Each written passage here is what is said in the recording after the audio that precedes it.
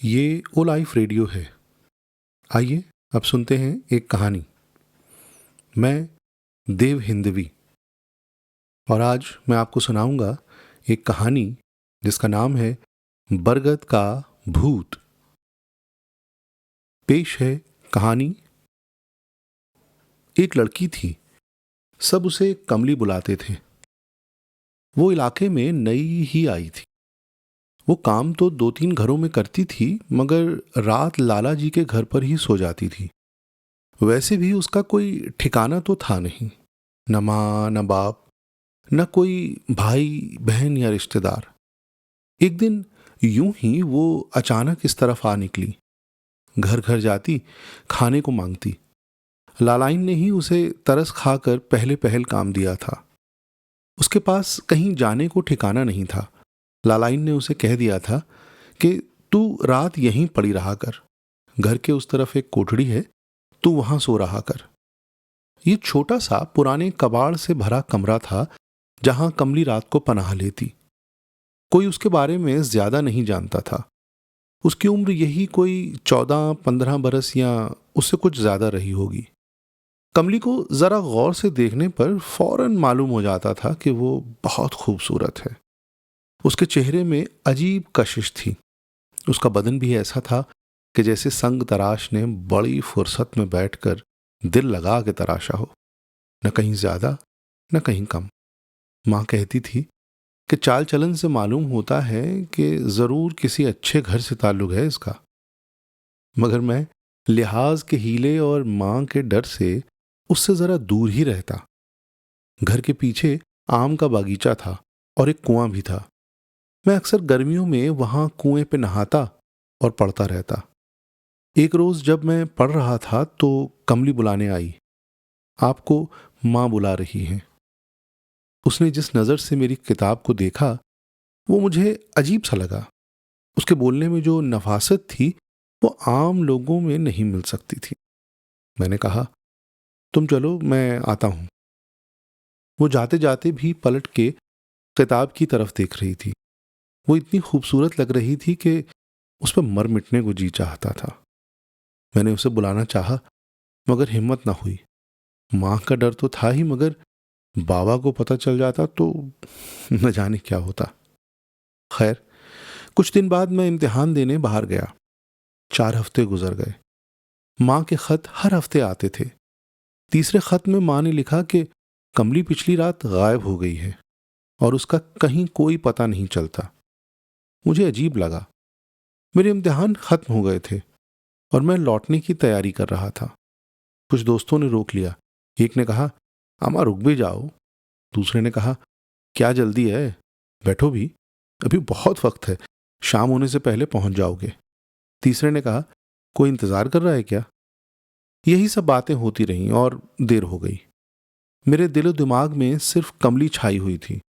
सब क्या बातें कर रहे थे मुझे कुछ मालूम ना हुआ। मैं यही सोच सोच के परेशान हो रहा था कि अब कमली को कभी देख नहीं पाऊंगा। तभी एक आवाज से मैं चौंका। पहले तो बहुत जल्दी हो रही थी तुम्हें, अब उठ ही नहीं रहे हो। क्या सोच रहे हो, जाना नहीं है। आखिर को वो महफिल खत्म हुई और दोस्तों से छुट्टी पाकर मैं घर को निकला। जब मैं पहुंचा तो रात हो चुकी थी। बस सड़क पर ही छोड़ देती थी। वहां से रात में नहर के किनारे किनारे चलते हुए घर तक पहुंचने के सिवा और कोई रास्ता न था।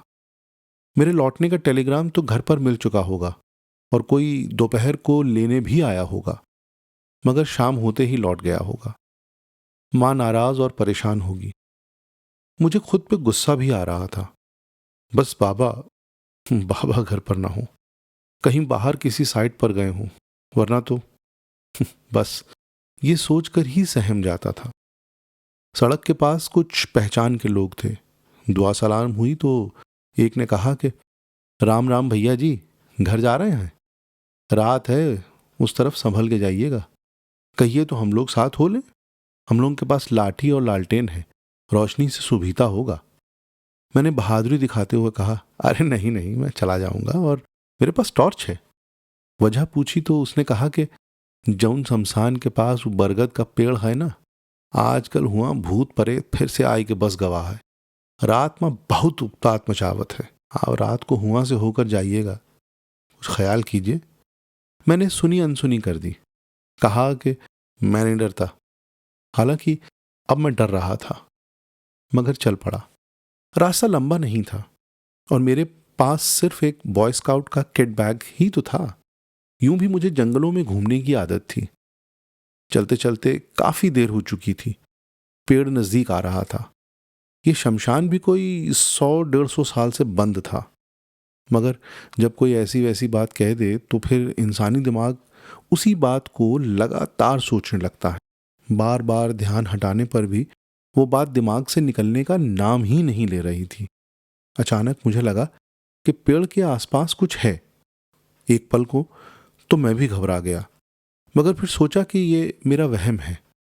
मगर फिर कुछ आहट सुनाई दी। मैं डर तो गया, मगर मेरे पास दूसरा कोई रास्ता भी ना था। यहां से किसी भी तरफ भागना मुमकिन नहीं था। कमबख्त भूत ने बहुत सोच समझ कर यह जगह चुनी थी। आखिर हिम्मत करके आवाज दी, कौन है? कौन है वहां? बाहर आओ वरना गोली मार दूंगा।